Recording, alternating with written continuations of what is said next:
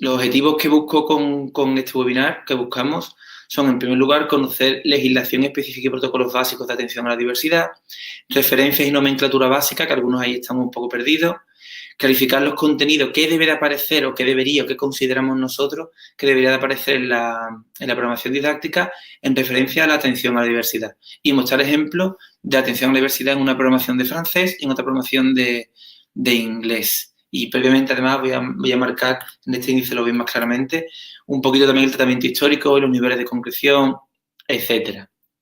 Pues bien, comenzamos. Nos metemos en un terreno no pantanoso, sino muy importante, que es la atención a la diversidad.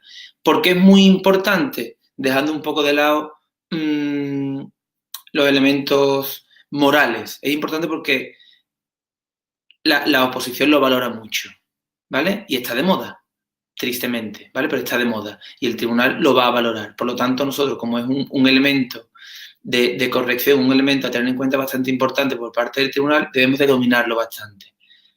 De hecho, el año pasado en las oposiciones por Andalucía de inglés, los supuestos prácticos tenían todos tintes de atención a la diversidad, por lo cual el dominar la atención a la diversidad en todos los sentidos, legislativo, metodológico, en la programación, en los supuestos prácticos, nos va a dar ases en la manga que vamos a poder utilizar muchísimo, ¿vale? En este caso nos vamos a centrar un poquito más en la programación didáctica. Pues bien, comenzamos. ¿Qué es diversidad?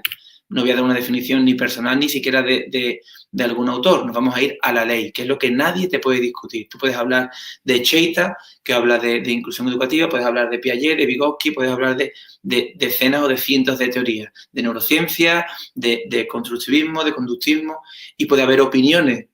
De hecho, las hay. En los mismos centros te encuentras gente que tiene opiniones opuestas con respecto a la enseñanza. Pero lo que dice la ley es indiscutible y tenemos que atajarla, ¿vale? Como trabajadores que somos. Por lo tanto, vamos a intentar siempre dar definiciones y apoyarnos en elementos legislativos que son los que nos van a dar una garantía de acierto. Por ejemplo, dentro de que se define desde muchos ámbitos, el artículo 16.1 del decreto 97 para Andalucía. Se entiende por atención a la diversidad el conjunto de actuaciones que hacemos para dar respuesta a diferentes capacidades, ritmos, estilos, motivaciones, intereses, salud, cultura, todo. Toda diferencia, todo ritmo diferente, debemos de responder a él en el aula. Nada fácil, pero es lo que marca la ley como definición.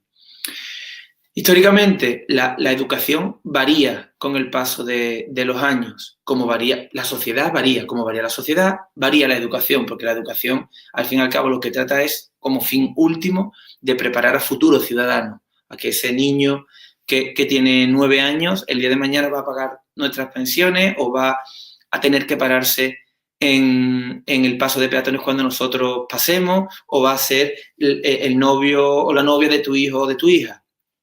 ¿Vale? Estamos creando la España de mañana. Y la España de hoy no tiene nada que ver con la España de hace 50 años. Y seguramente que la de hoy tampoco tenga nada que ver con la de dentro no de 50, sino de 5 o de 6. Ni las necesidades, ni la forma de enseñar, ni la forma de preparar, tanto para la vida como para el trabajo. Entonces, como esta sociedad ha pasado, en este caso, de una sociedad industrial a una sociedad de la información, la forma en la que tratamos a los individuos y los educamos también cambia, ¿vale? Aquí con esto podríamos hacer un congreso, pero simplemente eso, que vamos evolucionando y la forma de enseñar y del alumno incluso aprender es diferente. Antiguamente, o no tan antiguamente, pero hace muchos años, podemos preguntarle a nuestros padres o a nuestros abuelos, se segregaba en las aulas. O sea, los alumnos que eran diferentes no estaban en el colegio, iban a otros colegios especiales, a otros colegios específicos, llámalo como quiera. Se entendía como algo lícito la segregación.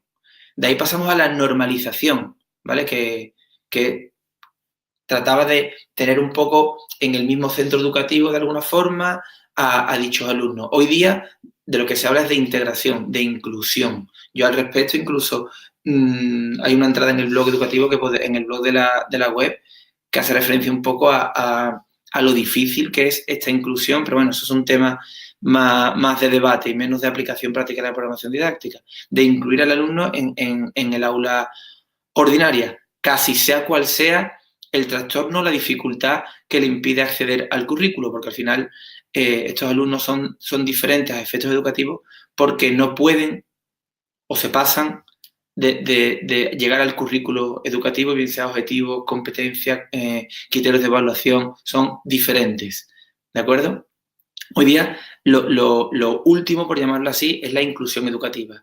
Integrar a dicho alumnado en el aula ordinaria, en el grupo clase, con el resto de compañeros, lo que sin duda tiene, sobre todo para él, beneficios innegables y demostrados además. ¿De acuerdo? Entonces, hoy día, cuando hablemos de qué vertiente de atención a la diversidad sería la que adoptaríamos, por ejemplo, un supuesto práctico, si nos lo preguntara, pues fomentaríamos mucho la inclusión educativa, la integración del alumno en el grupo clase.